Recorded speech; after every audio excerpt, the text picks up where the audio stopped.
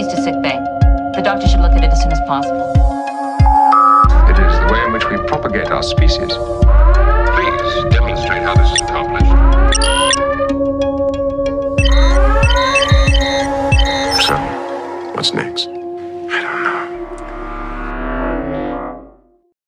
Hi, and welcome to Casual Trek, a Star Trek recap and ranking podcast brought to you by Nerd and Tie and Garish Wigs. I'm Charlie Etheridge Nunn. I'm a writer and a Westworld fan. Hi, I'm Marzwi Lobato, a science fiction writer and a Westworld fan, and by that I mean a 1973 Michael Crichton written and directed movie starring Yul Brynner. Damn it, that means I've got to get the other one. Okay, hi. Hi. I'm What? Matt, and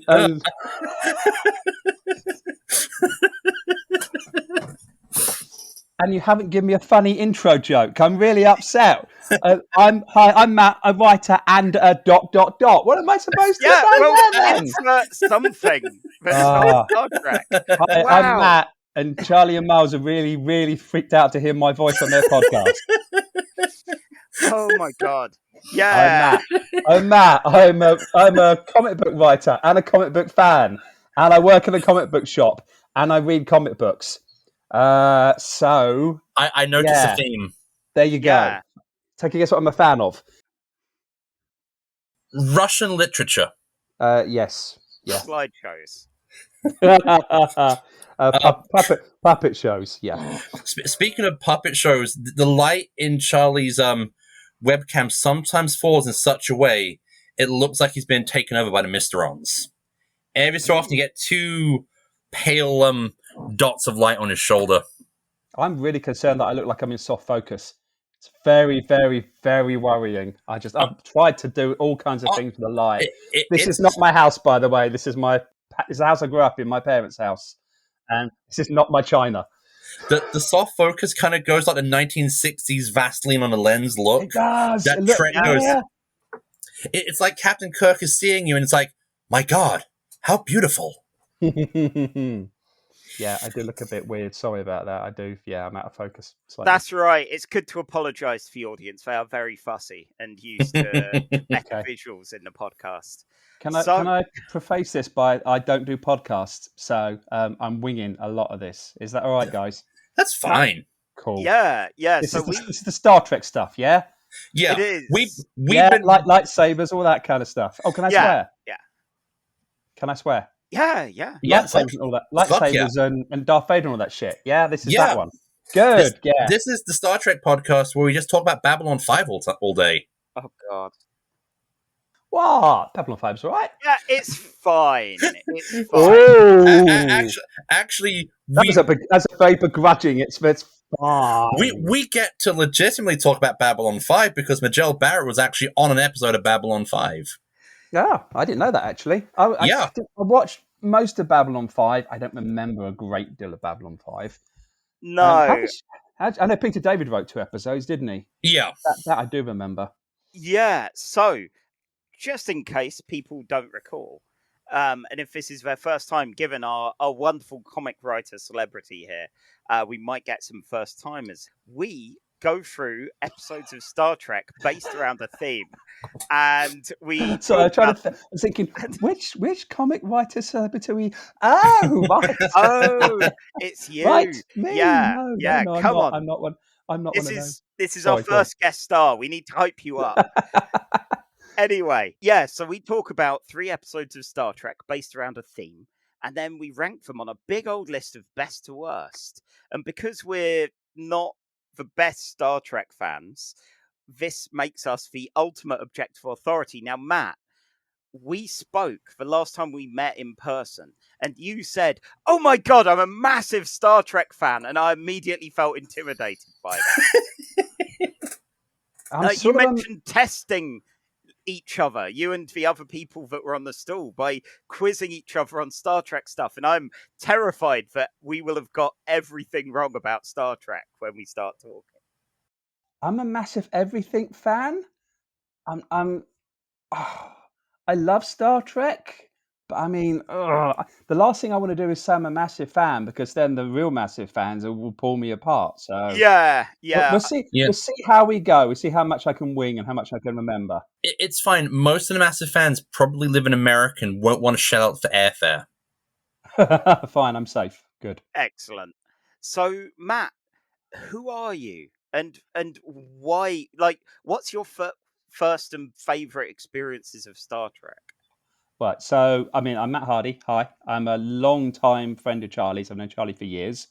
Me and Charlie have made comic books together. Possibly the most intimate thing two human beings can do together. Yeah, I mean, it's Some of them involving the intimate actions of a blob that solves crime. Charlie wrote a story about a blob. Let's clarify that, because that sounds really dodgy. About it, and I edited and published that story. I write comic books. I've written for a few English publications, a few American publications. I publish a lot of my own work under the publishing header of Mad Robot Comics. I'd prefer not to talk about my comic stuff that much, to be perfectly honest. I'm here for you guys today. I'm here to talk about Star Trek. I really am. But yeah. I love that our first guest star is as quintessentially bloody British as both of us. Oh, Yeah, okay. we've got a reputation to maintain here. Yeah. My first. I mean, I started watching Star Trek. I started watching Next Gen. I mean, yeah, that's my age bracket. Yeah. Next Gen, BBC Two, I think.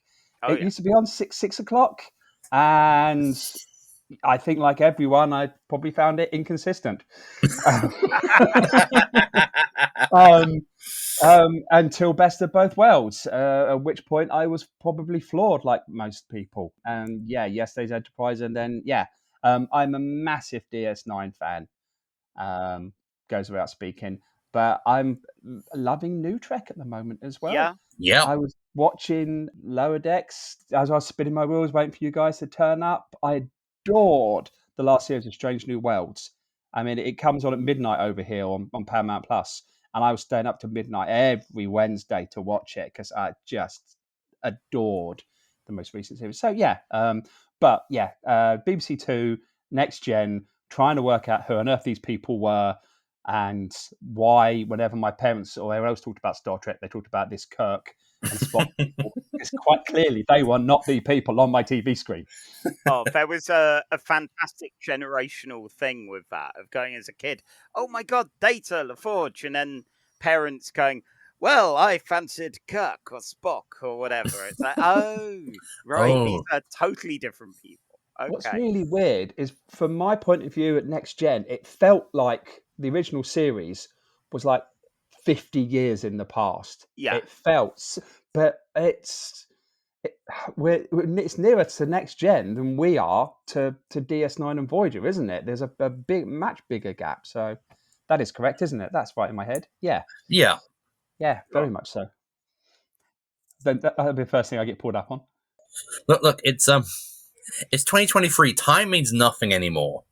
Yeah, there is that. It feels like it was a million years since Discovery started. Time is an illusion. Tea time doubly so. Is that right? Yep. Yeah. We're officially we're in officially one of the weird Grant Morrison comics where time and space are concerned at this point. Yeah, exactly. So, normally we go into what non-Star Trek thing we've been enjoying, but I need to do a little bit of admin here, and I realise I completely messed up in not looking at our Ko-fi, and there's a donor. We have someone who actually likes us enough to pay us some money.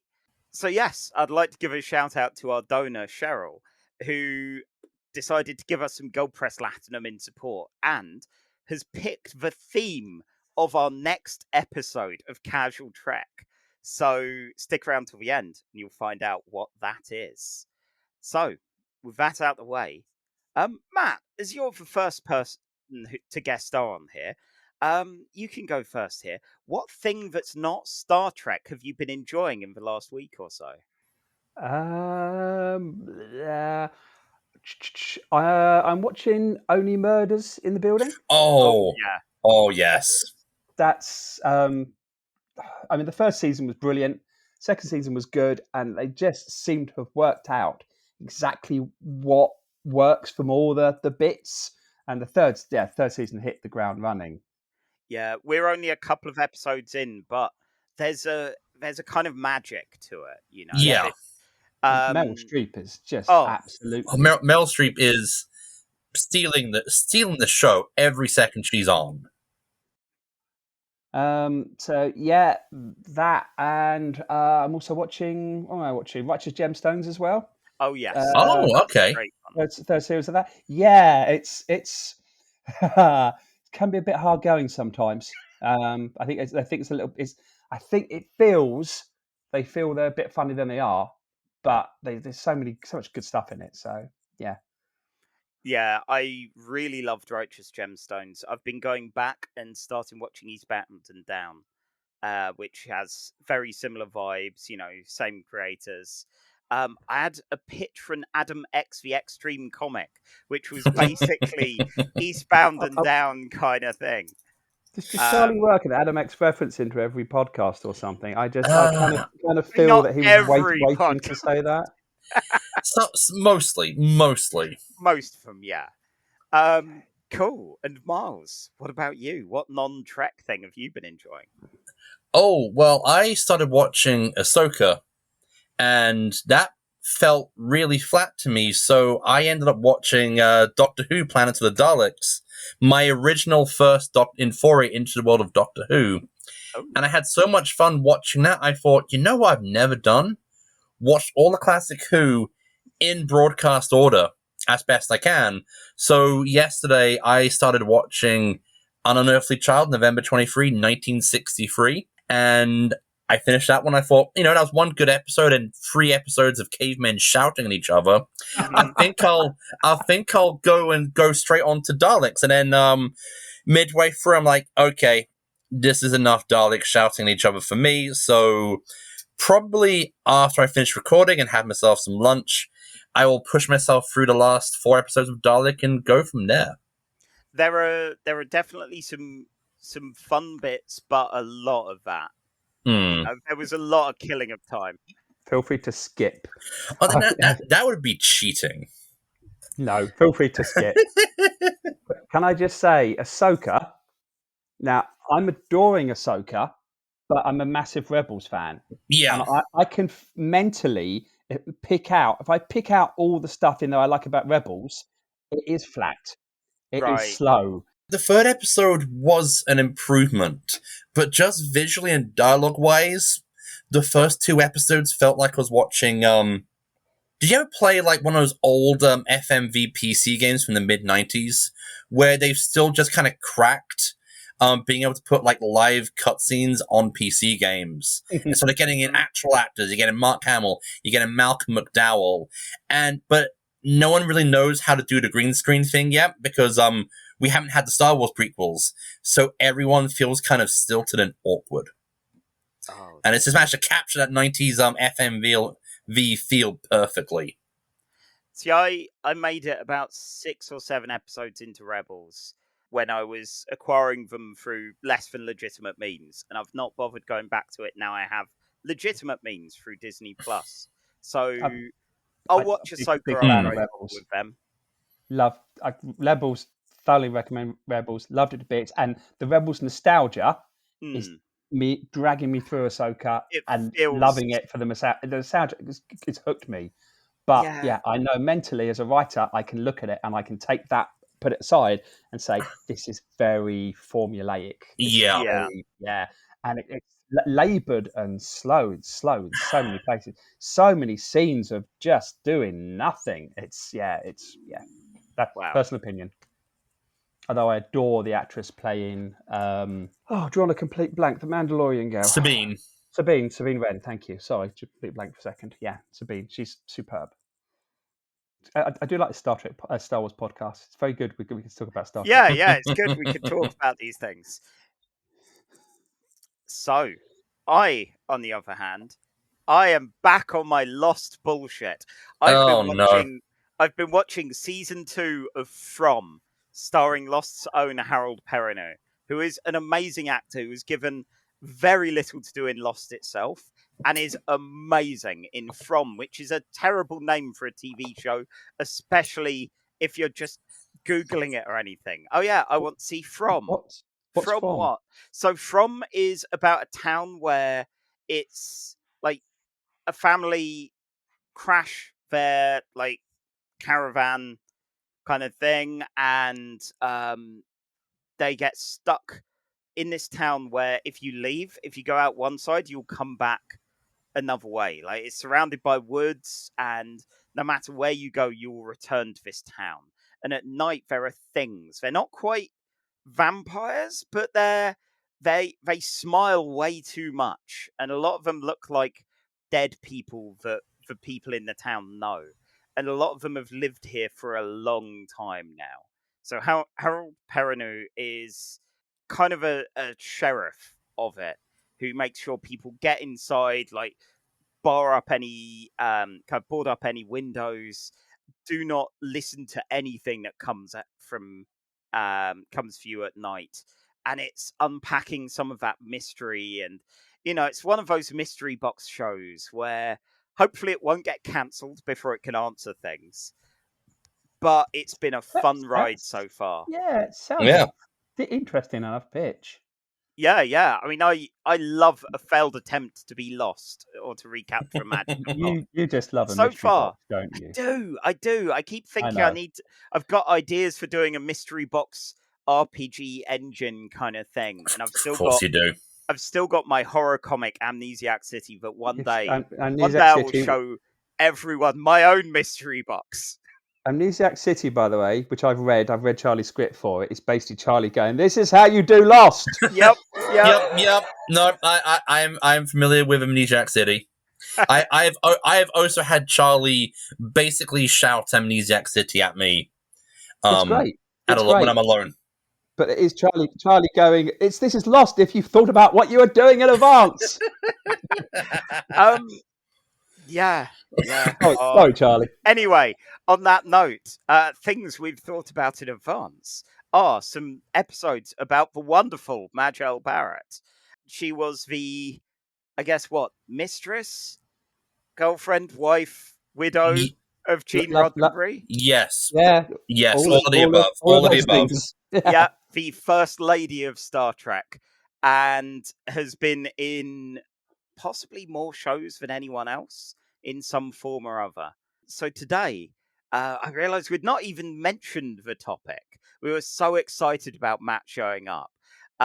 So today, we're not talking about Matt. We're talking about Majel Barrett.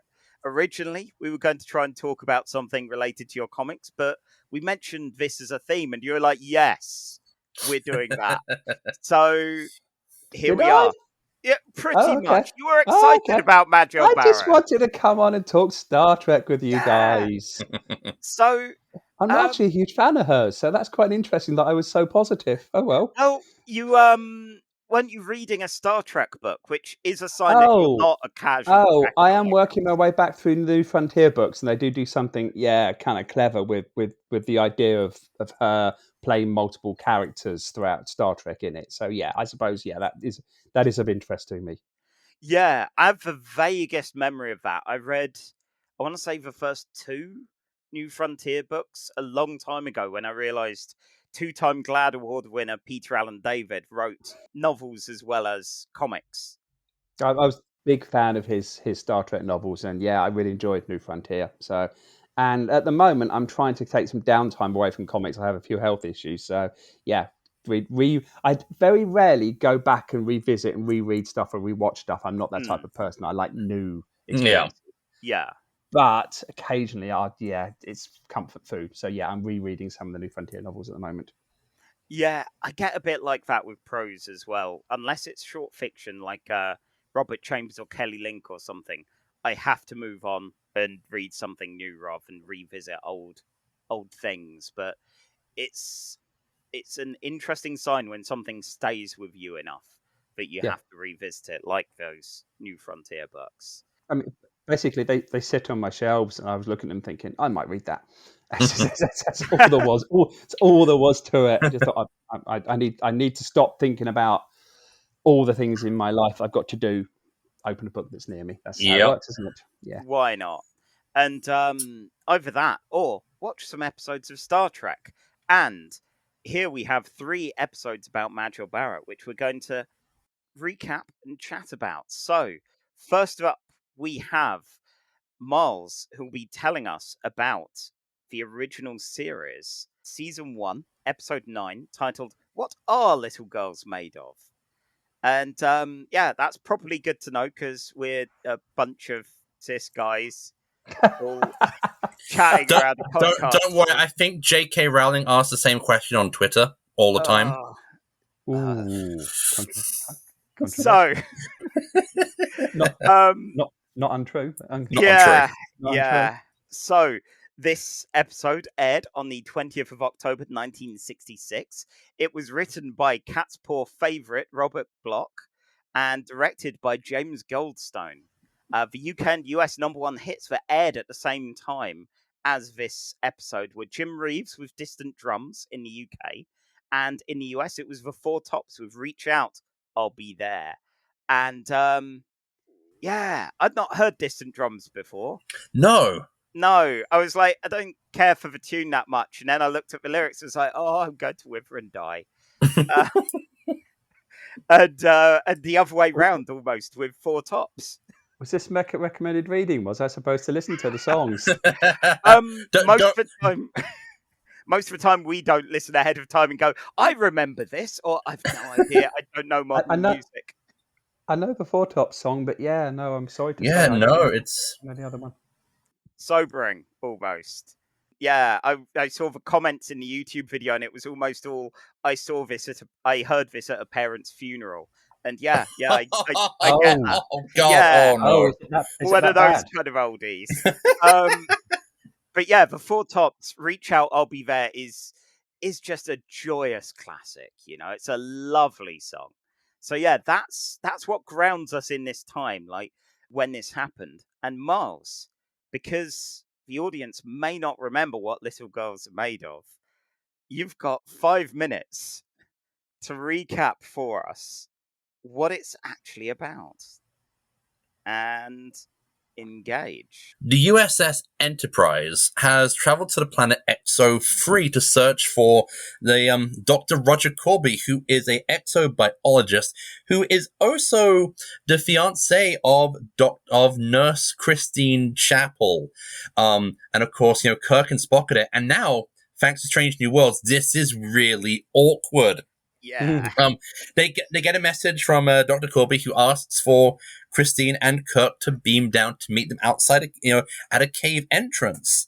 They beam down with some security guys, and they beam down inside the cave because the entrance out of the cave is a nice little painted backdrop.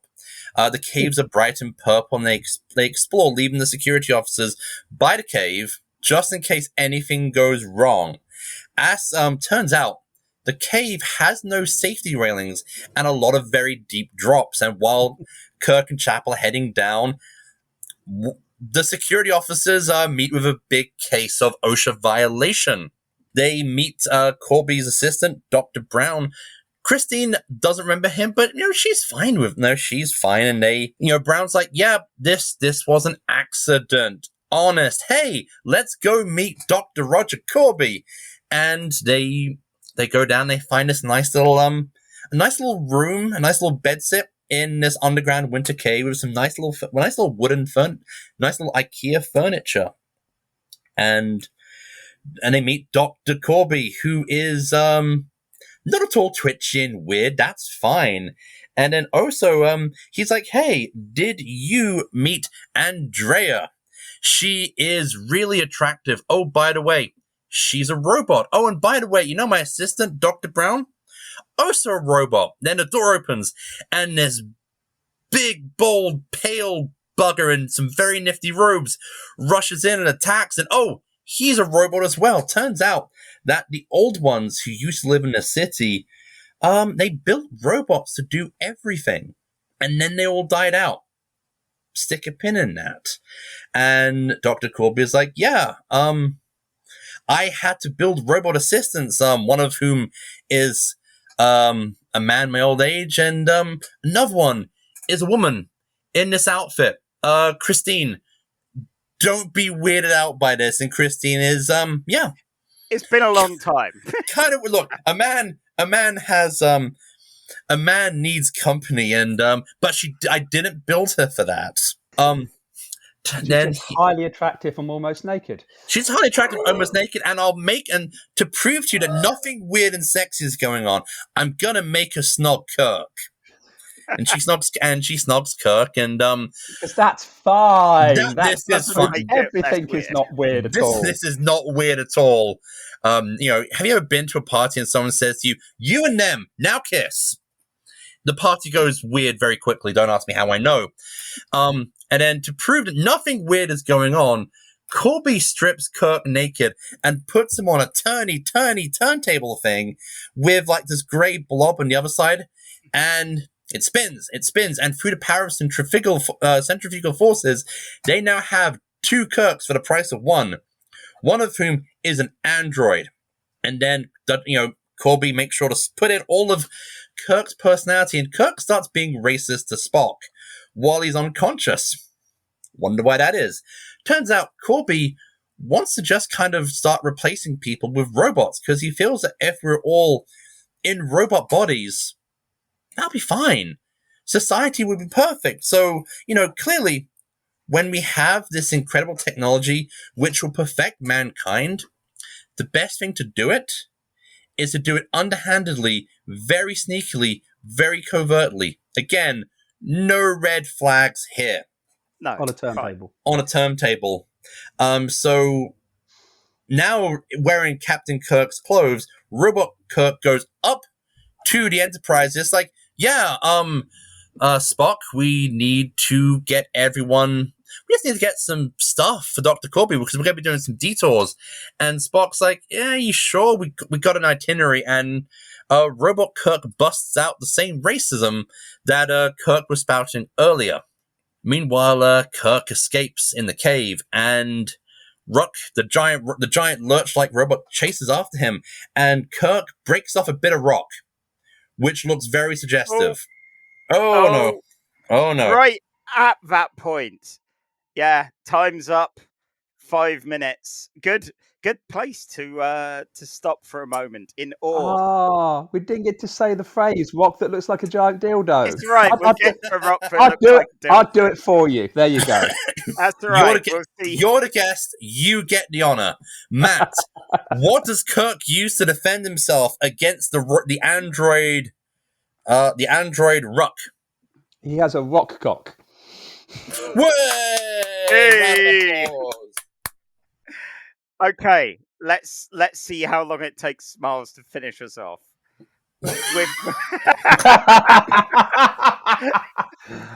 Perfect, Charlie. Perfect timing. Perfect choice of words. Bring us to a close. Bring us to a finish. Finish off. Finish you off. No problem. Is there a happy ending to this? Right. So, Kirk attacks Ruck with a giant phallic symbol, but Ruck is too powerful for phallic symbols. And Ruck reveals that he's just remembered what happened to the old ones. It turns out that the old ones built so many machines that the machines realized, we don't actually need you guys, and they committed a robot uprising. See The Matrix, Terminator, I Have No Mouth and I Must Scream, all the greats. Meanwhile, Robot Kirk has come down, and Andrea, who was kind of seduced by Kirk's incredible tongue action, starts to kind of go a little crazy with a phaser, and ends up blowing both herself, Ruck, and the robot Kirk. In the kerfuffle, we find out that oh no, Dr. Corby was a robot all along. Who could have seen that coming? But don't worry, Christine, it's not weird. We can get couples counseling. And Christine's like, I think the engagement is off, mate. Turns out he was dying of frostbite, and he found the robot upgrading technology and fought to upgrade himself into a robot body, and he dies.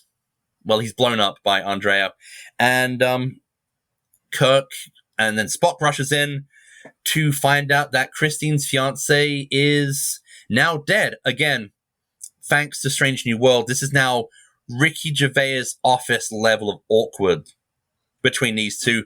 Everyone goes up to the ship, and Christine decides to stay on as the nurse of the end, as McCoy's nurse, and carry a crush on Spock, which is now again really awkward thanks to Strange New Worlds. Just a bit. Well, that was 2 minutes and 20 over. And it didn't have a massive amount that was, we've seen a lot of these, I want to turn everyone into robots kind of things. They weren't giant robots, like the giant Spock, which I feel works against it. But otherwise, it was good fun. Like, we saw the canonical first red shirt deaths, and they were a bit embarrassing, really. 2 red shirt deaths, isn't it? That's right. Yeah, and Kirk, like, we see him really go through it sometimes when people die that we just never see before in an episode. And yeah, he has a moment of like, oh no. So, well, they should have had better health and safety here. I assume the old ones weren't big fans of it. Can I just ask a question? So the ending, in my head, I thought Andrea, is that the I thought she killed. Did she? She killed both of them. She kills both of them. I kind of buggered up the timing in the recap. I mean, it doesn't make a lot of sense. Anyway, she kills Android Kirk because Android Kirk won't put out. Won't make out with her. So slight overreaction. I found it quite an unnerving episode. Actually, there's a real sense of what the hell is going on throughout the whole thing, which I thought was absolutely lovely. But yeah, so much of the motivations didn't make a lot of sense to me, especially that ending. I mean, the end felt like they'd reached the final act and were like, shit, okay, right, everyone dead. We need to kill everyone and then back up, reset for the next episode. An episodical format. We can't carry anything forward. These are very important characters. Let's kill them off so we can move on to the next thing. And we will never talk about it again. I do like Block's writing. He wrote the original novel for Psycho, which is similar but very different to the much better film. And he also wrote a lot of Lovecraft's pastiches. He was one of the Lovecraft Circle back in the day, and this has some of that kind of relay, kind of very much like Relay in At the Mountains of Madness, like the ancient Arctic city.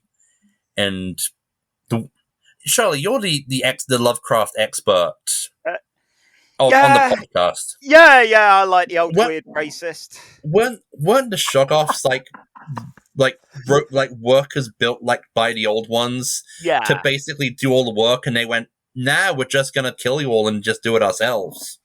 Yeah, it was that sort of a deal. It was fascinating seeing the sudden reference to old ones, and when I realised it was Robert Bloch, it's like, oh, of course, Cat's Paw mentions old ones as well. It just has these weird little clangers. Tiny clangers. Yeah. Star Trek's weird, as it turns out. Like, the more I watch these episodes, especially the original series, it's, oh my god, so many old ones and kind of weird cosmic deities out there. It's amazing that so few people have died in weird ways. I mean, reading the facts about this online was fascinating. Gene Roddenberry made Shatner shave his chest because he figured Kirk wouldn't be a hairy man.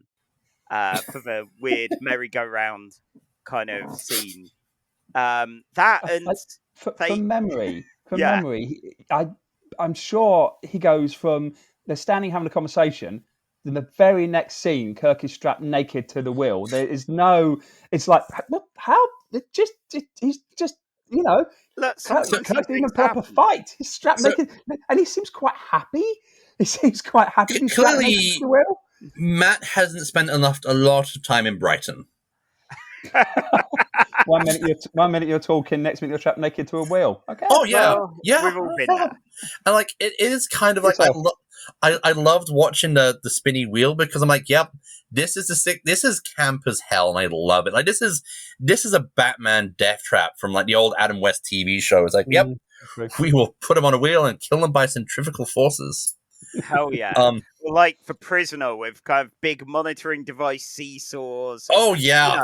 That kind of wonderful prop where you go, makes no sense, but let's go with it. Someone spent a long time building this thing for the sole purpose of spinning. So it's not needed. But contractors came in. They were given the plans. They built this thing just so it can look good. Hell yeah. do you think Shatner had his stunt double go for most of it? I mean, this is early Shatner, so I don't know. I don't know if he could have been talked into it yet. Yeah, it's probably not a great deal of body fat in early Shatner, is there? He might have gone to show it all off. Do you think that Kirk and Spock have an agreement, like a code? Like, if Kirk drops a slur, that means he's been duplicated by an evil duplicate. It's an interesting one, because like we saw in Space Seed, the kind of underlying, like, oh no, humanity is just all aspirant dictators and, feral monsters of people chat that Kirk and Bones and Scotty had in front of a horrified Spock. So seeing this kind of thing of like, well, I guess Kirk is evidently not racist to Spock. Certainly not the Bones level. No. What if Kirk has a really bad day? He's got a migraine. He's got a toothache. He's had a heavy night the night before, and he just snaps at Spock. No, not a racial epithet, but he just literally. And the next thing you know, he's in the brig, and Spock's like, "You've been replaced by a duplicate again." And it's that's obviously having a bad day this time. I mean, he's a little bit paranoid. Something like, "Oh, he was mean to me. He must be evil." Is the problem of having that kind of a system in place. Yes, you can pick up the wrong cue sometimes. That's just middle management at work. Yeah. So who else was kind of surprised by... I always assumed the 60s to be like a bit more sexy, but a bit more prudish in just how they talk about it. So I was very surprised when Majel Barrett just says that Colby built himself a fuckbot. Yeah, there's a line along those lines, isn't there? She says something like, she refers to him as... Have you been with her as well? Something like that. She says something along those lines, like, which is... She refers to her as a geisha. That's it. Yeah, she does. Yeah. She says, "Yeah, you built Brown, you built a monster, and you built a geisha," or something along those lines. She said, doesn't she? So, yeah, the three things you would build if you're stuck on a planet building robots. I'm pretty certain I know which one I'd start with. No, I can't say that. See that it would be the bodyguard, of course. Of course. Keep me safe. You build yourself a big, butch, bald bodyguard in very long, flowing robes. There is nothing weird. Caves full of phalluses. Yeah, there is nothing. No problem. It's nothing weird. Are you sure you haven't been to Brighton that much? Let's talk about Majel Barrett, shall we? Shall we talk about... she feels drastically underserved here compared to everyone else. But, I mean, I am correct here. This is her biggest starring role in an episode, isn't it? This is the biggest bite of the cherry she actually gets in the original series. And, yeah, she's... can you think of a meteor? No, she gets... a very substantial role, because I think I always just think of Christine Chapel in the original show as just being standing there, just kind of passing like medical props, or just kind of pining after Spock. Well, yeah, I think prior to this, in our viewing in Casual Trek, the most we've seen her do was get soup for a moody Spock when he was going through his pon farr.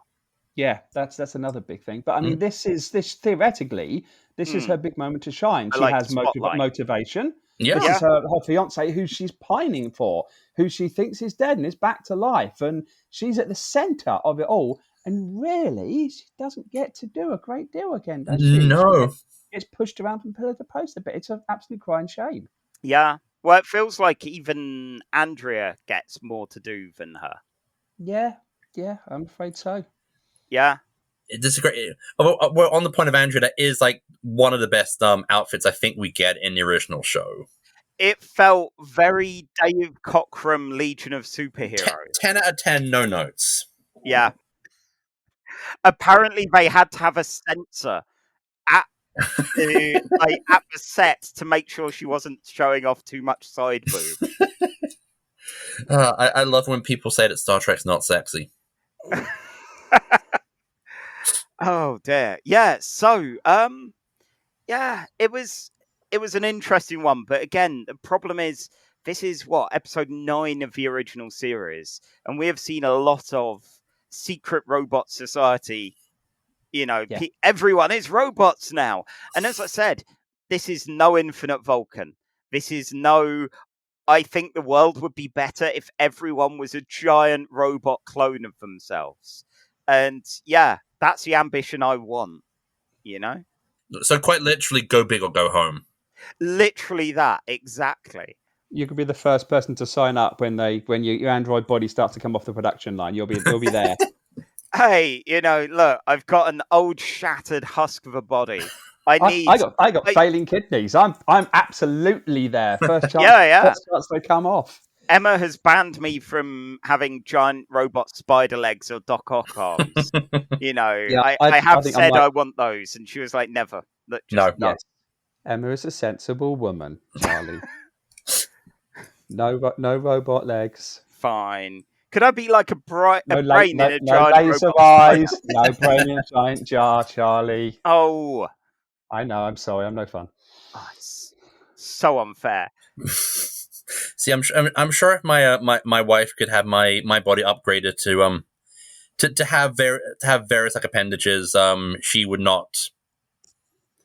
complain. Like, to kind of go with the sort of like the Lovecraftian tentacle theme. Yeah. Wow. My wife says I'm perfect, and I'm having that on the podcast recorded for everyone to hear. Okay? Yeah. See, this is what's great about these kind of recordings. It's like when I was briefly doing video game videos on YouTube for D-Pad magazine. The first time that Emma said she loved me was in a Mario Kart game that we recorded. So it is online. 5 people have seen it, but it is there. That's sweet and weird and kooky. All at the no, it's sweet. Yeah, had you just done something amazing? Had you just taken out a competitor? What had you done for her to suddenly?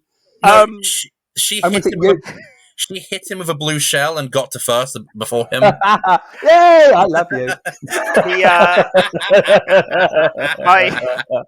A much more competitive co-host had left the room, so I set it down a CC because literally only he and I were able to deal with the speeds at that point. So yeah. Anyway, on that note, we should probably actually rank where this goes on our big list. Now, Matt, you may or may not be familiar with this list, but we have a giant document, which is a list of best to worst, going all the way from the number 1 spot, which is Star Trek II, The Wrath of Khan, a recent entry in at number 1. At our midpoint, we have Lower Decks with The Least Dangerous Game, where Boimler gets hunted for sport. And at the very, very bottom, we have, sadly enough, a Strange New Worlds episode. As much as I love Strange New Worlds, the episode with the machine where you kill a boy and it makes a city float and Starfleet do absolutely nothing about it and go like, yeah, fine, I guess. Like, this isn't good, but we're just going to let it keep going on. Every time we mention an episode, I just want to quote Beyond the Spider-Verse and just go, it's a metaphor for capitalism.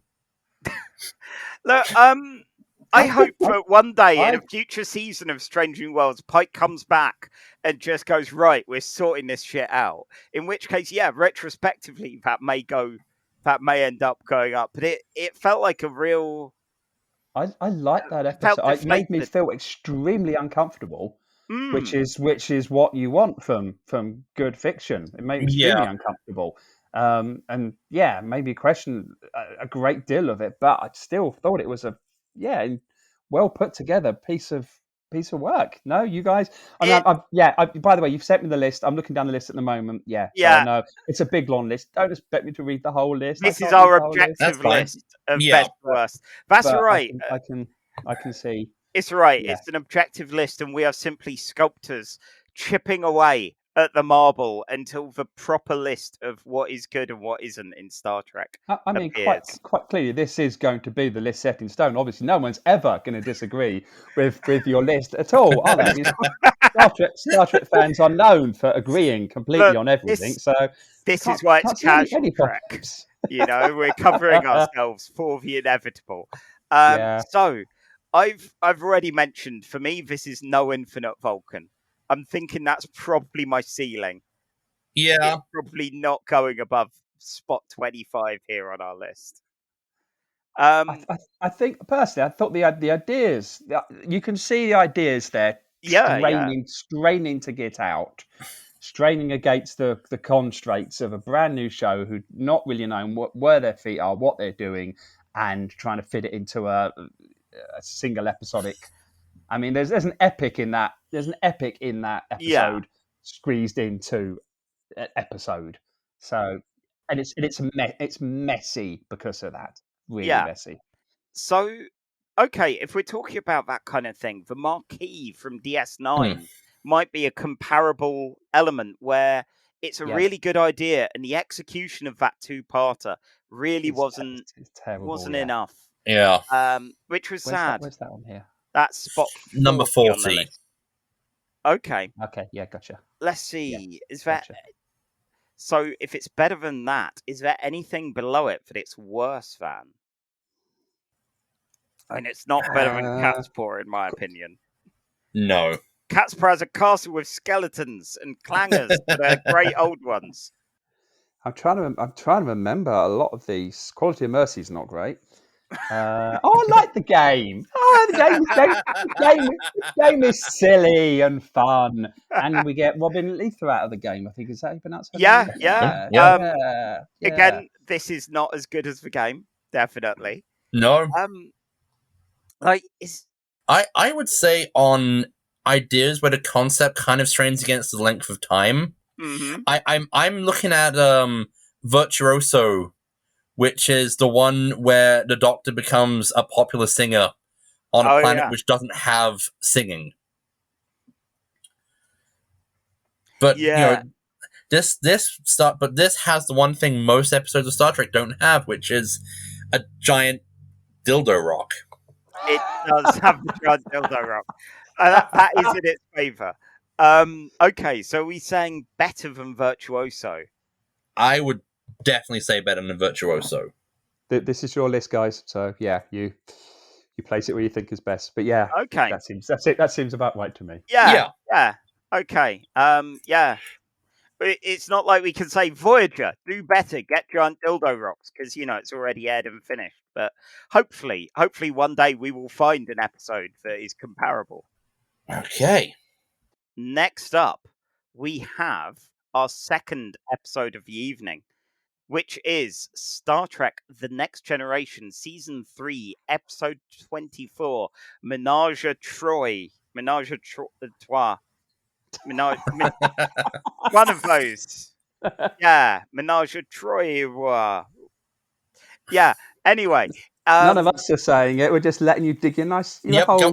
Keep going there, Charlie. That's right. I figured I'd try and dig deeper and see if there was gold there, and there isn't. This aired on the 28th of May, 1990. It's written by Fred Branson and Susan Sackett, directed by Robert Legato. The UK and US #1 hits. This time it is two that I've heard of. It's the UK had Adamski with Killer, and the US had Madonna with Vogue, both of which not really hits that I go out of my way to listen to, but still appreciate. Killer's not a bad piece of music. Yeah. It feels very like 1980s cyberpunk or 1980s Vampire the Masquerade kind of game, that sort of thing, you know? Like, I'd imagine it in a dark nightclub somewhere. I know. I'd like to see the Vampire Masquerade LARP where Vogue is playing. Yes. I just want to see the vampires going, strike a pose, strike a pose. I mean, that's the Toreador clan right there. So they got people for that. I'll take your word for it. Okay. Yes. Yeah, I won't get into Vampire the Masquerade. We're already running long on a show that, frankly, almost every time I end up going, yeah, this one's going to go a bit over the expected time. All right. So. Are you ready? I think I am. All right. 5 minutes begins now and engage. So, it's conference time on Beta, I think. Somewhere around there. Guest starring the Ferengi and some weird music which feels like it belongs in a Mos Eisley Cantina band for Ferengi. Fucking hate it. Riker is thrashing a Ferengi called Nibor at 3D chess, and Wesley is sucking up to him. All is right with the world. And then a wild Lwaxana Troi appears, judging her daughter Lucille Bluth style and getting propositioned by Damon Tog. He's going about it in a very that guy on the internet way. You know that guy. He's probably got several videos about the Snyder Cut and how Brie Larson has ruined the MCU. Lwaxana doesn't give a shit about him, though, or dating in general. She's decided she's going full Mrs. Bennett. Now she wants to make sure that her daughter finds a suitable suitor, probably Riker. And Deanna pulls the whole, no, I'm an adult. I can do what I want or who I want, and storms off. It's like an adult. It's so mature. Elsewhere, everyone is really proud of Wesley. He's kind of everyone's son at this point in the show. He's aced a written test and he's going to head off for an oral exam unless anything goes wrong, but it won't, right? Riker is pushed into having shore leave by Picard and goes on a lovely picnic with Deanna, dressing in like romance novel protagonist clothes, but with the shirt closed for now. Boo. Yeah, they're interrupted by Lwaxana, who lowers the mood despite her best intentions. And to make things worse, Damon Tog appears with some shitty flowers, kidnaps Riker and both the Trois. They all land in a cell, and because TNG's Ferengis are the literal worst, they beam the ladies out without their clothes because apparently their women don't wear them. Tog gives them sheets as he's trying to be reasonable in his own way. His wingman, Dr. Farrak, played by Ethan Phillips, yes, Neelix himself, keeps using threats, which is really, really bad wingmanning. Lwaxana sends Deanna away to better speak to Tog, and he thinks that involves a bed now. Over on the Enterprise, LaForge and Data inspire an incredible existential crisis in Wesley, reminding him that if he goes to the Academy, if he passes, he'll probably never come back to the Enterprise. Also, there's something stopping comms for Planet. They don't know about the kidnapping. It's all fine. They'll look into it. Meanwhile, on the Ferengi ship, Riker's jailer is Nibor, who gets a lot of backseat driving in a 3D chess game and is convinced to let Riker out of the cell in order to play better. More fool him. As Riker is playing... Riker? As Riker is... Riker! As Riker is playing... Hardcore Riker. Riker! Yeah! As Riker is playing Nibor, Lwaxana's playing Tog, flattering him and showing off her ear game while her daughter listens in, horrified to the entire scene. It's... Yeah, thanks for the visual demonstration, Matt. Listeners, be pleased you can't see both of the other people here showing off their ear game. Anyway. Matt, that's good. Stop performing umaks on yourself. You'll go blind. Oh, terrible. Anyway, sorry, man. The Enterprise has fixed its comms, realizes Riker and the Trois have been kidnapped, and starts scanning for them. Lwaxana tries to get Tog's access code and so nearly gets there until Dr. Farrak stops her. He wants to open her up and see how telepathy works. And Tog's very scared of losing his rank and looking like a real idiot for basically everything he's done. So he gives her over. Wesley wants help with the search, is given his lunchbox and packed away, like sent off to go to the ship to go off to his oral exam. But no, he has an epiphany and he doesn't call it in over comms, which you could totally do. Instead, he misses his ship and his exam to explain himself in person. The interference they're seeing, Riker's been sending it in the tune of the Cantina band from earlier, and now they can find the Ferengi. Yay! Things have escalated a bit on the Ferengi ship, so it is good that the Enterprise pops up when it does. Tog is back in charge now and has everyone as his hostage. When the Enterprise calls in, Lwaxana plays it like Picard has shown up as her jealous lover, and he yes-ands like a motherfucker here. He goes all Shakespeare, he's giving sonnets. Lwaxana says he can't keep killing all of her lovers, and Picard says... Time. Oh, damn it! That's not bad. Look for Charlie. This is his A game. So, Matt, we try to keep it short and inevitably overrun, which is why we see who's the better at it each week. Yeah, we have had ones where we've both underrun, but it almost never happens. Yeah. Nobody told me there was a time limit. Okay. I'm sure yours will be fine. And go. Okay. Anyway, this is all going really well. Tog is freaking out. He gives everyone back. Lwaxana's all revved up from the poetry, and Picard insists, can we leave quickly, drop her off home before he has to deal with her anymore. Wesley has missed the oral exam, and apparently it's a once-a-year thing, so he'll stick around for a bit. Thing is, Picard's really impressed with him for these last 3 years, and gives him a rank and a uniform. No more terrible jumpers for Wesley. Hooray! The end. Hooray! Is it red uniform? Yep. He gets a red uniform. Yeah. Yep. Yeah. 36 seconds. Wow. I think that's the one I had a toy of Wesley Crush. I like purpose. You had a toy of Wesley. Look. I remember in Will Wheaton talking about in his book Just a Geek how when he tried to negotiate for a pay rise, they said, we can't give you a pay rise, but we can make you an ensign in the show. And he's like, I can't pay my rent. I can't pay my rent with that. Oh shit! Yes.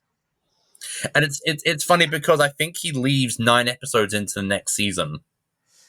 It is something like that, yeah. So this was a bit more Majel Barrett, compared to seeing her as Christine Chapel being fairly underserved at this point in TNG. Not only is she the voice for computer, but also they give her shit to do, and that's great. Despite the Ferengi, what the fuck, Ferengi? I'm hoping this is just like some small pocket of them that are just the worst. We've seen some good Ferengi. DS9 does a lot to redeem them. And hell, in things like Treachery, Faith, and the Great River, you can see how the Ferengi philosophy actually works in a functional society. Because this ain't it. No. These are the bad guys, Charlie. They're meant to be the bad guy. This is the best they can do for bad guys. Is there Borg yet? Well, what season is this? This is season 3, so there are Borg. Season 3, so there are Borg. They're still just plugging away at the Ferengi, aren't they? So Best of Both Worlds is like 3 episodes away. So, I have a question for you both. Did you go into this thinking that this was going to be a comedy episode? Because this is not what I was expecting. I think I was expecting a bit more of your kind of traditionally, because Star Trek comedy has like 2 flavors. It's either everyone acts like morons and it's slapstick, or we're going to do like a Shakespearean comedy of manners / comedy of errors. And I thought that was what they were going to be going for with like Damon Togg and Lwaxana. But then he kidnaps them both, and you think, okay, we're gonna go like Taming of the Shrew kind of thing, and then of course like this is the one where Picard does his fantastic bad acting Shakespeare. So I'm thinking this is gonna be funny, and there's like no no, this is going to go into like a weird, creepy, nearly sexual thriller where like Lwaxana has to keep earwanking him to keep him from like doing a murder. Yeah, we're going to go Fatal Attraction here. I mean, it's hijinks, isn't it? Basically, it's hijinks, but it's a hijinks. But yeah, they also try to play it straight as well. Yeah, quite weirdly, it's almost like a heist type kind of thriller they're trying to introduce as well. So, well, you hear Lwaxana Troi and you hear Ferengi, and you think hijinks episode, wacky fun. You know, it's going to be some extremely low stakes kind of nonsense. Yeah, the kidnapping was a bit more than I thought, and even though the Ferengi were almost all idiots who were fairly easily dispatched, there was still a minor like undercurrent of threat, especially from Ethan Phillips of all people. Like Neelix was there being a Ferengi and being the most competent of them, despite again being a really shit wingman. Like, yeah, it was fascinating to see. Yeah, I don't know. Like, Ferengi, what the fuck? Like, is DS9 even a thing at this point? No, I don't think. No. Nowhere near. Okay, so we're a while before they get seasons. better. On the subject of terrible wingman, don't you hate it when you're hanging out on holiday with one of your best friends who is also your ex, and then your mum turns up with her mute gay manservant and is clearly trying to get you to fuck your coworker? Isn't that always embarrassing when that happens? Mum's sensing some personal experience. So are you trying to say there was some kind of subtext in that episode? No. This is Star Trek. Star Trek doesn't do subtext or multifaceted storytelling. The thing is, watching that episode for me, rewatching the episode now I'm pretty certain teenage Matt would have hated that episode. Oh, teenage Miles would have hated that episode. Mm-hmm. Because it goes nowhere, it does nothing, and everyone just runs around doing silly nonsense. You know, there's very little plot, very little structure. It is quite silly. But grown up Matt, I'm looking at the character of Lwaxana Troi. She's actually a really great character. Yeah, she really does get her teeth stuck into that role, and that is kind of almost worth the price of admission alone. Yeah. Oh, definitely. I really did. I liked the episode. My big wish was that the whole you got the first episode, the first half, where it seems to be more Troi wants her mother to treat her as an adult, and her mother keeps mothering her. And I thought, okay, as this is gonna go along, we're gonna see Lwaxana see that her daughter is grown up and a capable woman and learn to pull back. But no. Especially after Troi makes a big thing about not being called Little One, and Lwaxana kind of seems to get that, then she is calling her Little One when they're kidnapped on the spaceship. Yeah, there's no real growth in that storyline, and I understand there's that kind of distortion equilibrium kind of path to Star Trek TNG stories where nothing can really change. But Deanna just really felt like she went into the background when they were kidnapped. It was very much Lwaxana who, again, some hijinks, but the occasional little bit of detail and nuance under the surface. And Riker, who, manages to backseat chess his way out of prison. Wish I could do that more often.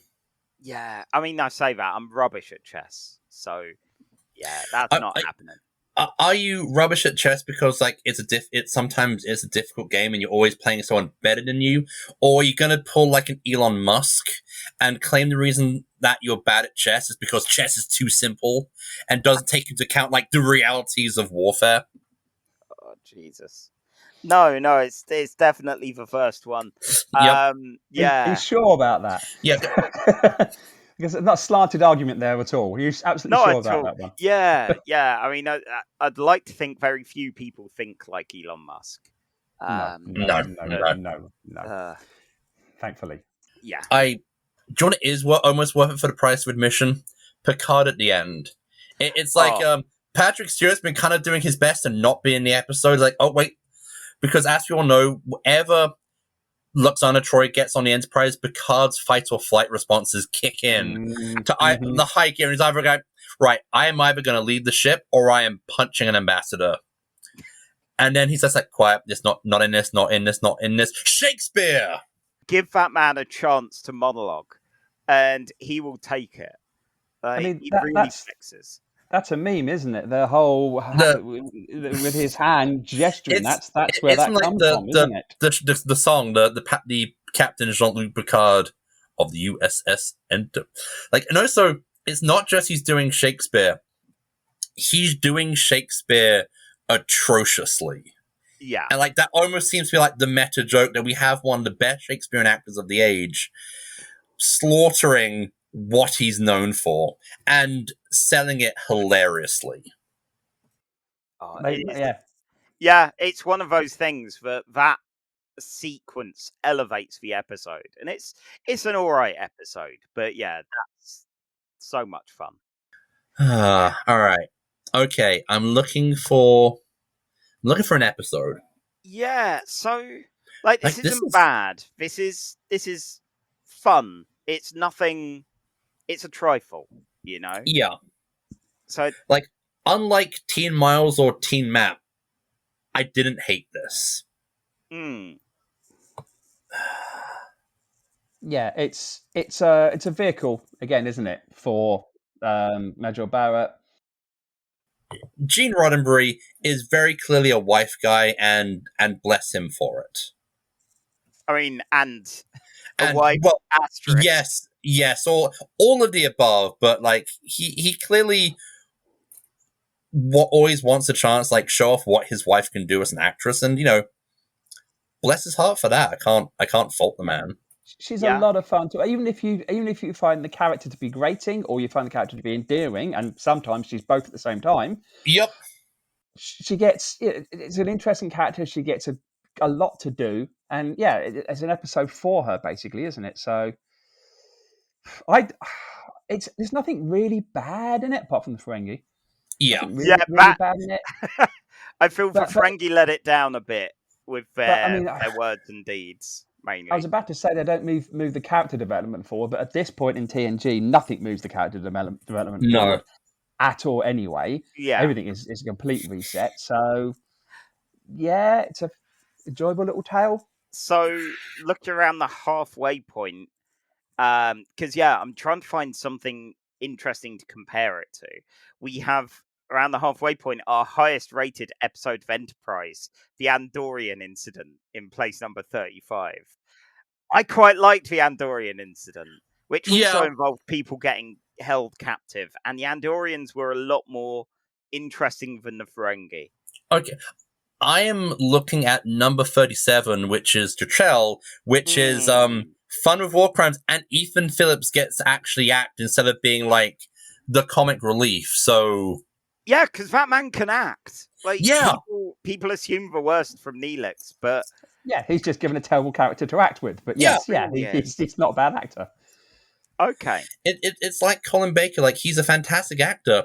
It's just when he's wearing that fucking coat in Doctor Who, you're like, no, this man can't act. Look at what he's wearing.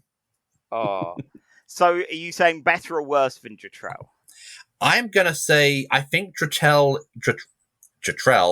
is better because like I feel like you get some really it's equal footing. I'd actually have to say. Okay. Let's see. And there's there's Riker's Klingon work experience. Yep. Just under that, which was a lot of fun. Again, some fun with aliens. Let's hopping down a little bit. Treachery, Faith in the Great River, I mentioned earlier, for being that great kind of Ferengi upcycling of like, if you trust in making friends and trading shit with people, you'll get the thing you want, and that kind of interesting look at their philosophy. Okay, I'm gonna give this to Matt. Matt, is this better or worse than the game, where video games and drugs are bad? I'd say it's worse than the game. Okay. All right. Fair. Then I'm gonna. At least again, there's an idea behind the game. They're trying to. Yeah. They're trying to say something in the game where this is not saying anything. This is just enjoyable pop TV. All right. I'm good with that. So I'm going to say that this goes underneath the game. Yeah. So yeah, better than Quality of Mercy. Better than Quality of Mercy. Yep. Okay. Let's put that. Have I ruined your list? No. I'll try harder next time. It's all right. This is year 2, so we're wanting to play with having some guest stars occasionally, and it'll be interesting seeing who does ruin the list. It's probably going to be Sean after all the shit. God damn it, Sean! I haven't even met this man. I've just yes-anded a lot of. I hung out with him over the weekend, and he got his own back by going to the video game room of the convention I was at. When I said, "Hey, they have Lord of the Rings for Super Nintendo," and he made me sit through him playing that game. He deserves what he fucking gets. God, Sean. God damn it, Sean. All right, so Matt, as our first inaugural guest star, the motion guest star, if you will, you are gonna get to recap DS9. Charlie, what is this episode? Where was it? And what was the number ones? Wow, so this is Star Trek Deep Space Nine, Season 1, Episode 17, titled The Forsaken. It aired on the 23rd of May, 1993, with a teleplay by Don Carlos Dunaway and Michael Piller, story by Jim Trombetta, and directed by Les Landau. The UK number 1 hit at the time of airing was Ace of Base with All That She Wants, and the US one was Janet Jackson with That's the Way Love Goes. Ace of Base, again, fun, daft, cheesy thing, really just the worst politics, as it turns out, from them. Yep. Yeah. I don't think about their politics. It's really weird. That song means I can place exactly where I was. Yeah. At the time of the episode. It is one that is kind of freaky. It's one of those songs you think, oh, I hate that piece of music. I remember exactly where I was when that piece of music was playing everywhere. Yep. Yeah, that was 1993. Way too much of 1993. The Janet Jackson song was, the other one was good. Yeah. Like, it was better. It wasn't just repeating the same, sentence over and over again for 3 minutes. Yeah, yeah. As far as Ace of Base, if you want to depress yourself, just, look up their politics. But if you don't want to depress yourself, listen to Matt recapping in 5 minutes, give or take, Yeah. The episode, The Forsaken. Right, Miles, are you timing it? Oh, I was going to quickly look up Ace of Base's politics. While I'm doing my recap. Cheers. It's not going to be that bad, although I'm not certain it's going to make 5 minutes. Okay. It's not going to be anywhere. It's not going to be anywhere near as scintillating as your attempts, guys. We believe in you. I'll do my best. Okay. Good luck and engage. Okay, so this is an episode of Deep Space Nine, a first season episode of Deep Space Nine, and it opens up with Sisko having palmed off a trio of visiting ambassadors to the station. He's palmed them off on Julian Bashir. Now, Julian Bashir is one of my favourite characters in all of Star Trek. I love the actor, I love the character, but let's face it, second season, Julian Bashir is an annoying puppy dog that you often want to punch in the face. and that's pretty much exactly what Sisko is thinking. I mean, I know what he's thinking. He doesn't want to see the ambassadors. He quite clearly says in the episode he hates ambassadors. He points out he punches one at one point. That's how little he thinks of ambassadors. He palms off on Julian. We open up in Quarks. The ambassadors are all universally dreadful people. How on earth they get to be ambassadors, I have no idea. They are rude and arrogant, and you think Gets them off planet. Yeah. Yeah, it must be, mustn't it? It's like, we can't stand this person. Let's make them an ambassadors to another culture, and they can go and annoy them. But Julian is not the best person to be calming their nerves. He's terrible at it. Anyway, over at the Dabo table, cries of Dabo, and we pan over, and Lwaxana Troi is there, and she's distraught. She's lost her necklace, fabled heirloom of Beta Z. She immediately accuses Quark, which is obviously completely understandable because it, most likely is going to be him. But no, it's not. Odo comes into Quark's, quickly solves the crime, works out who really took the necklace, earning the immediate admiration of Lwaxana. She loves his intelligence, his cool, calm demeanor. She has a type, doesn't she? I mean, she likes her men cold and unavailable, basically. He ticks all the boxes. There's a nice back and forth between Quark and Odo. First season DS9, that is the best stuff in the entire first season. Those are the two best characters. Every scene with them is beautiful. Right, full disclosure, I think I mentioned earlier, I'm not a massive fan of the Lwaxana character, but she is a demanding presence in everything that she's in. And this episode doesn't really have a main plot. It's like two subplots, two B stories sort of stuck together with a tiny C story. So the first plot is Lwaxana. Second plot is Chief O'Brien is having trouble with the computer. The computer is talking back to him. It's actually quite hilarious. It's just saying no to him when he asks it to do stuff, and he's getting very, very, very pissed off with it. Colmini is superb as Chief O'Brien, but the Cardassian computer doesn't want to do what it's supposed to do. A probe comes through the wormhole. Not quite sure how. I'm not sure if wormholes have gravitational pull. A probe comes through the wormhole, and they pull it into the station, and they decide to probe it a bit, to probe the probe to see what it is. Meanwhile, Lwaxana goes to visit Odo. She comes on strong, almost predatory. Poor, inexperienced Odo doesn't know what to do. There's such a great play between the two characters. Lwaxana is flamboyant. She's extravagant. She exaggerates everything. Whereas Odo is to the point, straightforward, chalk and cheese. They play for each other perfectly. Lwaxana comes across a little bit creepy, which pulls it back by being quite fun, quite playful. Odo runs straight to Sisko and says, "Get this woman off my back." This woman. I mean, you got to remember Odo. I'm not quite sure the timescale here, but Odo, he's not experienced with women at all. She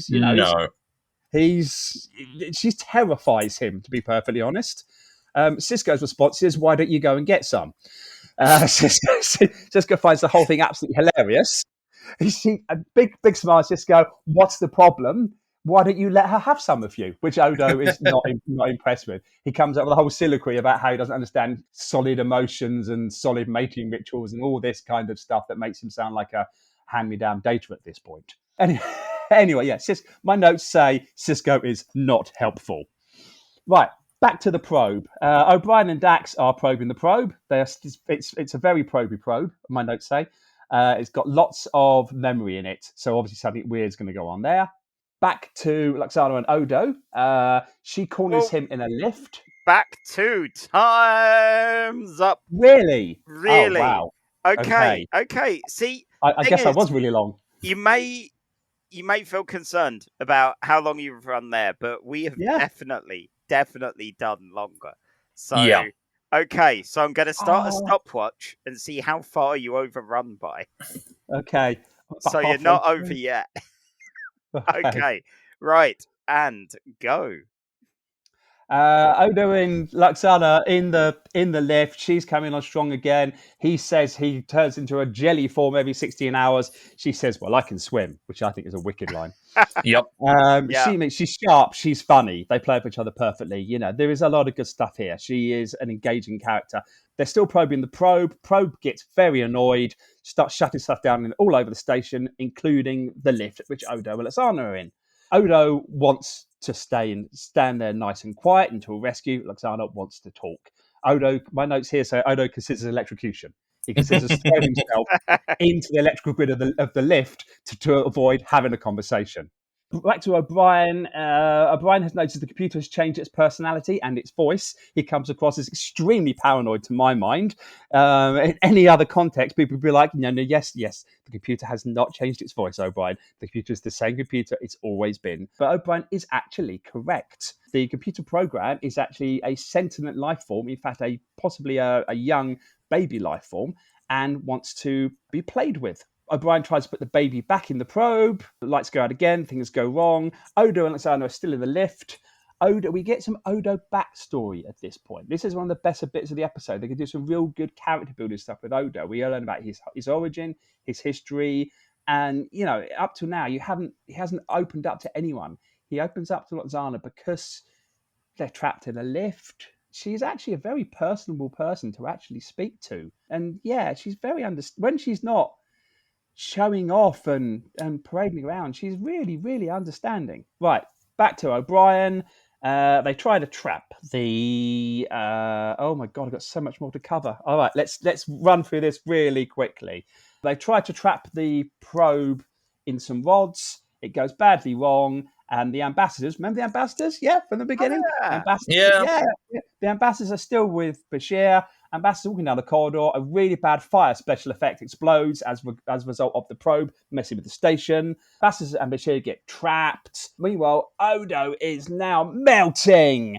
And Lwaxana tries to reach out to him and say, just don't worry about it. I don't mind seeing you in this state. And she takes her wig off. She says, look, this is me under my wig. This is who I am really. And it lets him let his guard down. And he melts into her.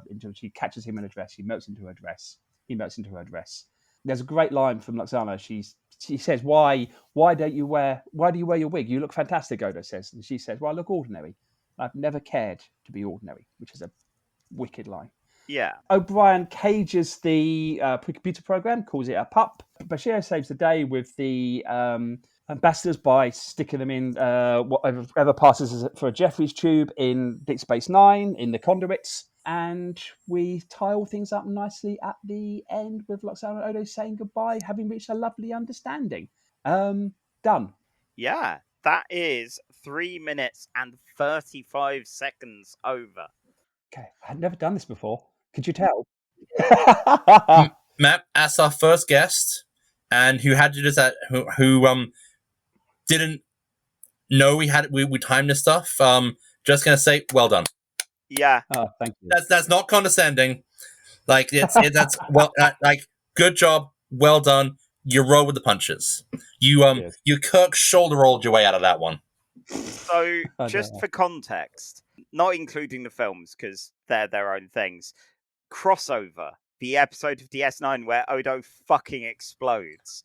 I overran by 5 minutes and 20 seconds. Yeah. A lot of it was me losing my mind at seeing Odo exploding. But 3 minutes 35 is that's mirror universe Odo, isn't it? Mirror universe Odo with the whip and being the nasty bit of work. They pop that fucker like a balloon. He does explode very dramatically. Oh my god! It's very satisfying. Very satisfying. Yeah. If you had to deal with ambassadors like that, if you were Cisco, is there worse advice you could give, really, than any of the stuff he did for any of this? He was just having fun today. Going, Odo, get some. Bashir, fuck off. You deal with them. Bashir, punch them. Oh no, don't punch them unless you want to punch them. Yeah. I think the worst advice would be if he had told Bashir to fuck them. I mean, out of all the he starts DS9 basically in that. He's somewhere between, I've read a book on being Riker, but I'm not good enough to be Riker. And I'm, that kind of, I'm going to explore the world and find people that I've never seen before who are exotic and quaint, and I'm probably going to fuck a lot of them. Yeah, he does quite clearly want to sleep with anything that's a bit weird. Yeah. I find watching those early episodes with Julian really strange because I love what they do with the character later on with the genetic engineering, genetic manipulation, and reveal that he is, a genius. He's just hiding it. I mean, it was never the plan. Yeah. The actor hated what they did with that character. He much preferred Julian to be, the doctor struggling and learning rather than hiding a genius all along. But you watch those early episodes, especially this one.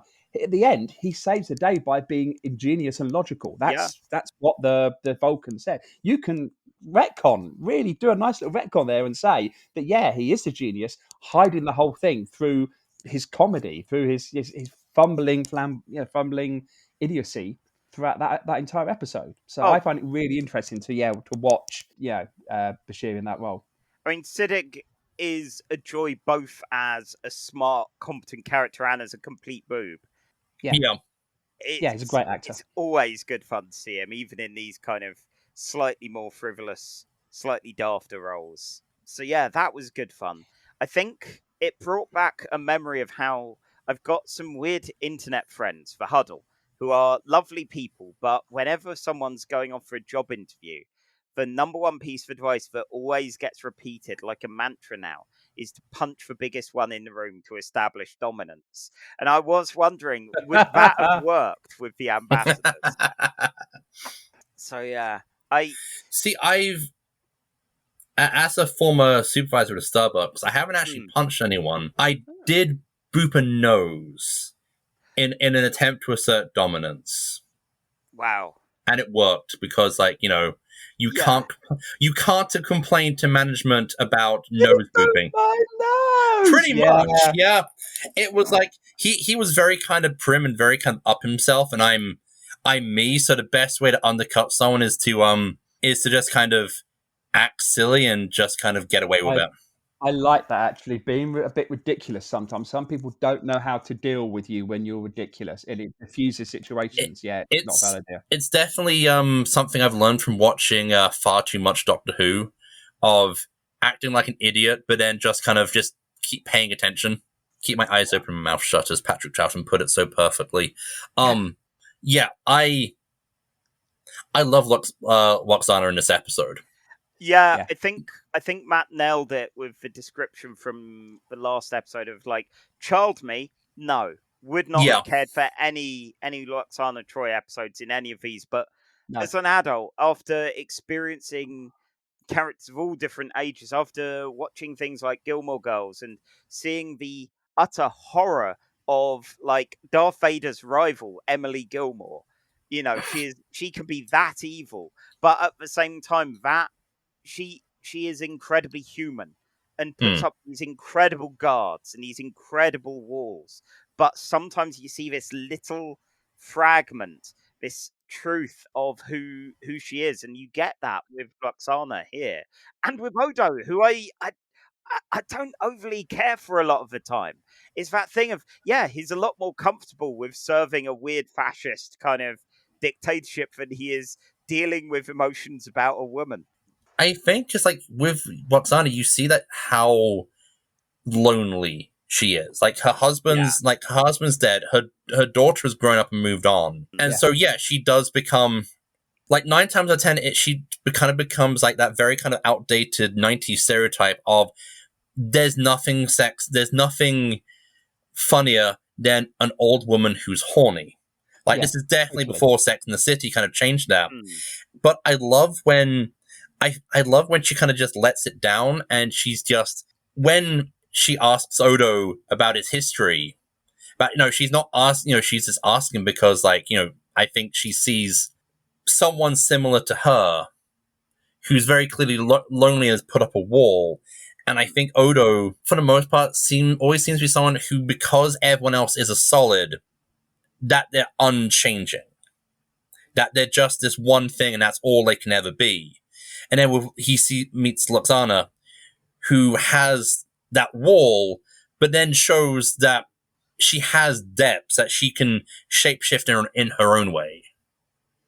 And that definitely comes across. I think both characters are playing it beautifully. The comedy I was kind of expecting from Ménage à Trois was in fine form here, with René Auberjonois being perfect in the kind of comedy pursued, not wanting to be stuck with this woman. Well, he's like Picard being pursued, but what if you don't know anything about women or much about people. You know, if you're so much less socially competent, Yeah. oh dear God, this is terrifying. This is a horror movie right now. I mean, I thought, the elevator scene was just it's a really decent piece of writing. Yeah. Yeah. Really measured, careful piece of writing that serves both characters so well. And the episode, like, having not like the biggest plot gives those scenes the best, like, all the time they need to breathe. So it's not, it doesn't become like we have to wrap up the episode. We're gonna let this little 2-person drama play out very slowly. It's a perfect bottle episode. It does exactly what it needs to do. It gives you a satisfying story. Although, can we just say the huge missed opportunity of not using Pup again? That program. Yeah. I immediately went to Memory Alpha to go, do they do anything with this? They've got a program that can take over and destabilize the station. And then the Cardassians take over the station end of season 5. Yeah. And no one goes, hey, let's sick Pup on them. I mean, basically, Miles has got a Tamagotchi. Yeah. I mean, he says at the end, I'll keep playing with it. I'll give it stuff to play with. At some point, you think they'd reference the fact that in between being mercilessly tortured through every single season, he has to go back every so often and just do this to... Oh, no, it's hungry again. To feed his Tamagotchi. But yeah, no, totally. If Star Trek and Deep Space Nine was at that point, if Deep Space Nine was less of an episodic format, if it was more of a looking for the future format, that's a plot point dying to be used again. Like Babylon 5 would have used Pup, just saying. Yes, absolutely. So I was watching it, and I think I've got on my notes somewhere, like, Pup keeps appearing where the drama is happening. Pup is very excited and going everywhere and wrecking stuff if there needs to be more drama. Is Pup for fans?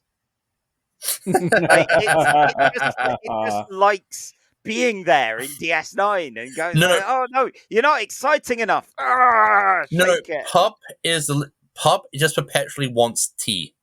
He just wants drama. When he can't get his own way, he tries to kill people. Yeah. I mean, if you want to take that to its logical conclusion, when he can't get his own way, he sets fire to things. There you go. So, Again, there have been worse statements about fans. Yeah. In the popular culture. Look, as long as Miles O'Brien doesn't come back to find Pup reading Catcher in the Rye, I'm sure everything's gonna be fine. I think I completely forgot about the Pup storyline until your recap, because the scene in the lift overshadows so much that it just drifts away. It's just, you could argue that the Pup storyline gets more airplay than the Lwaxana storyline. Yeah, but it drives the plot. That is the story that drives the plot. But that's not what you remember from the episode. No. You remember that scene in the lift. You remember their relationship, and that's what Funnily enough, that relationship gets carried on in later episodes when she returns, and they get married. So, that's the thing that gets picked up on, not Pup. Yeah, well, it stops things just being a replay of her and Picard, which is good because there was that potential. There was really that potential there at the start of it all. Can I just say, am I correct in thinking that in the lift, Lwaxana Troi says she slept with Damon Targ? Did she actually say that? She did. I got the implication in the episode that she goes, like, I'm sure that there is the implication in the episode. It's left vague in the episode. It's left to a commercial break.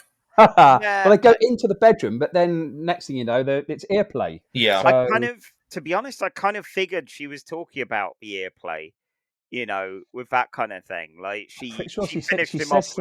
I'm sure she says sex. Well, mind you, I suppose sex is open to definition, isn't it? Or, but yeah, I picked up on that and thought, oh, okay. Did I miss something? Was it subtle? I don't know. I mean, if it was referred to, it was a definite retcon there, because that episode of TNG was a lot more chaste than that. Which, I mean, I guess it's TNG anyway. Or maybe just like Lwaxana's is bragging, like, Once got kidnapped by my daughter and I once got kidnapped by a Ferengi. What did I do? I shagged my way out. Damn, it's got a legend to keep, you know? Yeah, it is true. That is also true. Yeah. So, look at our list. Like, where do we put this? This is a good one, and we've got a fairly top heavy list anyway. And a lot of the top is DS9 because, like you, Matt, we are suckers for Deep Space Nine. DS9 season 1 episodes are universally tend to be quite looked down on. I mean, you know, it's a lot. There's a lot of character building there, but I mean, people didn't really care much for a lot of those characters at first. So yeah. Our worst one for DS9 is a season 1 episode. It is, of course, a favourite of ours. It's Move Along Home. Move Along Home can move along to the bottom of the damn list. I mean, well, despite enjoying it, it deserves its place quite low down. Yes, it does indeed. But yeah, like higher up, I don't know. I was trying to find some sort of like something with a good gravitas-filled two-hander kind of thing, but again, though, I've not got so many of those. Yeah, I'm looking at things like drones. In the grand scheme of things, though, it's kind of an almost inconsequential episode. A single, I mean, you get Odo's backstory, and a single plot line is picked up later for a single episode. But I mean, apart from that, it's a bottle episode. It's enjoyable. Again, it's very much like Ménage Troi. Yeah, that it's enjoyable. Yeah, but it's never gonna frivolous. It's never gonna make any best of Trek lists.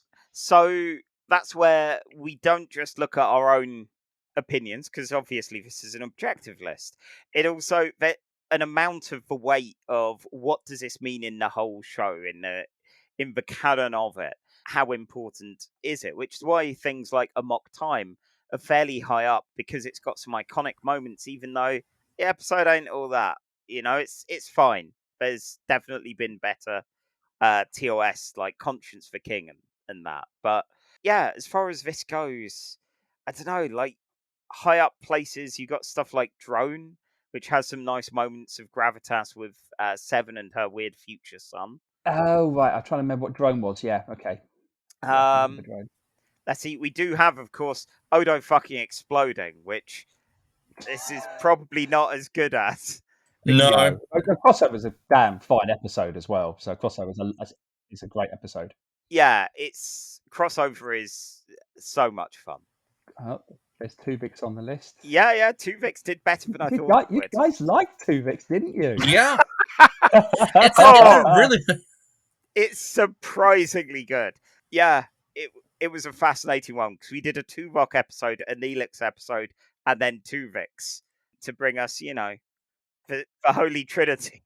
What one man brings? What gets brought together may Janeway not set apart, or something along those lines. I don't know. Wow. You know the new Lower Decks. You see the episode listing for Lower Decks. There's a Tuvix joke, yeah. Season 4, yeah. Looking forward to that. Yep. Okay. Right. God, where do we put this? So it's better than Ménage Troi, yeah? Yeah, I would agree. Yeah. So higher than that. So that's in 44. So that gives us quite a big playground in. Worse than Crossover. So yeah. Let's see. So somewhere in here. Right. Okay. Yeah, Data Law. A shaky episode that does bring a legendary character. Although I'm not really a massive fan of him, but you know.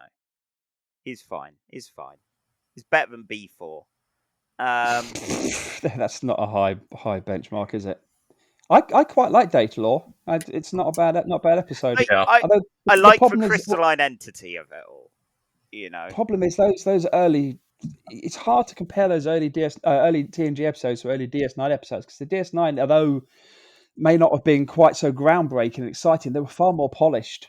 Definitely. And yet, that is our job, Matt. That is what one person over I think this year so far has paid us a small sum to keep doing. What's that? This. We The judge. Okay. Is this better or worse than Genesis, where Barkley becomes a spider? And Worf definitely kills someone. Yeah. I'm not a fan of Barkley episodes myself. Hmm? I'm not a fan of Barkley episodes myself. I love the body horror, but that two-hander with Odo and Lwaxana Troi, it makes me love two characters that I am at best ambivalent about. All right. Okay, we've got some good two-hander episodes like going up, which is we've got The Wounded with O'Brien and O'Brien's captain. We've got Errand of Mercy, which has Kirk and Kor meeting the Klingons for the first time. And then after that, we have one of my favorite Lower Decks episodes, which is Where Pleasant Fountains Lie, where Jeffrey Combs plays Agamus, the most passive-aggressive evil computer in all of Star Trek. I definitely think that this goes under that. Okay, so I think... absolutely. I think under Where Pleasant Fountains Lie and above Genesis. Yeah. See, I always think of Where Pleasant Fountains Lie for the weird LARP planet. I love a good weird Ren Fair planet, and they made a spaceship kind of thing of it, which I appreciate. But, I always forget Agamus. For wonderful Jeffrey Combs. For me, Agamus steals the show of that episode, if only for the I control the dimmer switch. Agamus will be back as well. He's not in the last of Agamus, have we? No. That's a plot thread they're going to be pulling on. Please give us more. Please give us more Agamus. More Jeffrey Combs. Always good to have more Jeffrey Combs. Thing is, if they give us more of him in any of the new shows, that will give us enough ammunition for a second Jeffrey Combs special. And he's a man deserving of it. So, anyway, that is place number 31 out of 70. Yeah, 71. I think that's respectable. Yep. Very respectable. Probably maybe it's a little bit better than deserved, but I enjoyed it. I really enjoyed the episode. So, look, you're talking to the guys who have Tuvix on this number 23. Yeah. So, okay. There's no rhyme or reason to you guys at all, is there? No. There's no logic to you guys in any way whatsoever. No, we're insane. So, you're talking to an X-Men fan and a Doctor Who / Blake 7 fan. Good taste got thrown out the window decades ago. You're talking to a man who's just about to spend a week reading God Loves Man Kills 2. Look, is that next up on the list? Yeah, that's tomorrow for me. You're talking to a guy. Look, this is a guy who likes Adam X the Extreme. What does he know about? What does he know about good taste? He adores that character. He dreams of coming to Marvel and watching that character. He cries out Adam's name in his sleep, which is really disturbing for Emma. But yeah, she's learned to live with that. Sadly, she's learned to live with that. Yeah. Anyway, on that chilling note, that's it for this episode of Casual Trek. So, all that remains is for us to plug our pluggables. First of all, of course, for us, we have a Ko-fi, which if you want to be like Cheryl and throw us some money and suggest either an episode of Star Trek or a theme, and we will build an entire podcast around it, or an entire episode of a podcast. We're not doing a second one of these. This is a lot of work as it is. But you can find that in the show notes. Matt, where can we find you online, and do you have anything to share with the listeners? Please don't find me online. I try to stay offline as much as possible these days. Online is horrid. I'm on Facebook, Twitter, Blue Sky. I'm on the places that you guys are on, and everyone else is on. One of the places I'd love you to go to is Kickstarter, because I have a book there at the moment called Thunderchild 2. It's the second issue, because people bought the first one, loved the first one, come up to me at cons, shake my hand, tell me I love the first one, which is really disturbing.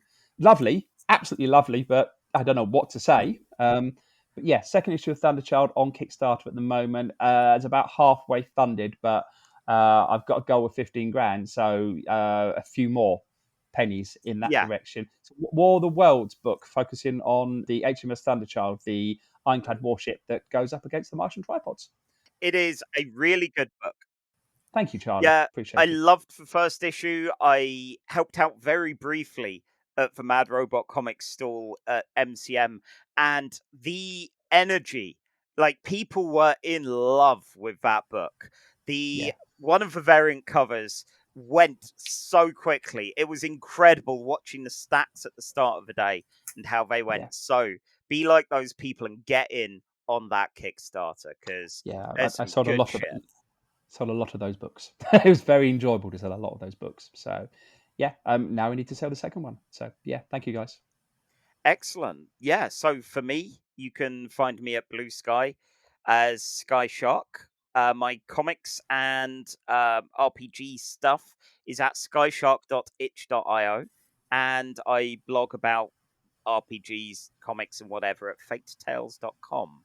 Miles, what about you? You can find me on Facebook, Blue Sky, Twitter, and occasionally Threads for some reason. My blog is at mareadlobato.wordpress.com, where I'm very slowly watching and reviewing all the films of Martin Scorsese, because MCU fanboys dissed Martin Scorsese so horrendously on Twitter that I went, right, I am doing this. I am going to try and watch every single Martin Scorsese film he has ever made, because that'll be a better use of my time than sitting through another interminable Avengers movie. Excellent. Yes, so that's us. Next time, we're taking Cheryl's suggestion of a theme of aliens living among us on Earth. So that's going to be exciting. And until then, wear your best garish wigs, find a nice way to scoop up some goo in your dress, and go do a Starfleet. And practice safe umops. Yeah, and wash your hands with hand sanitizer. Definitely. Thank you for having me, guys. No problem. It was a pleasure. Yes. Thank you. It was great fun. Thank you yes. much. All right. Yeah. And with that, live long and have a jelly baby. You've been listening to Casual Trek by Charlie Etheridge Nunn and Miles Reed Lobato. Music by Alfred Etheridge Nunn. Casual Trek's part of the Nerd and Tie network, and if you want to support us monetarily, because you love what we do that much, you can now do that by going to Ko-fi and looking up Casual Trek. There's a link in the show notes.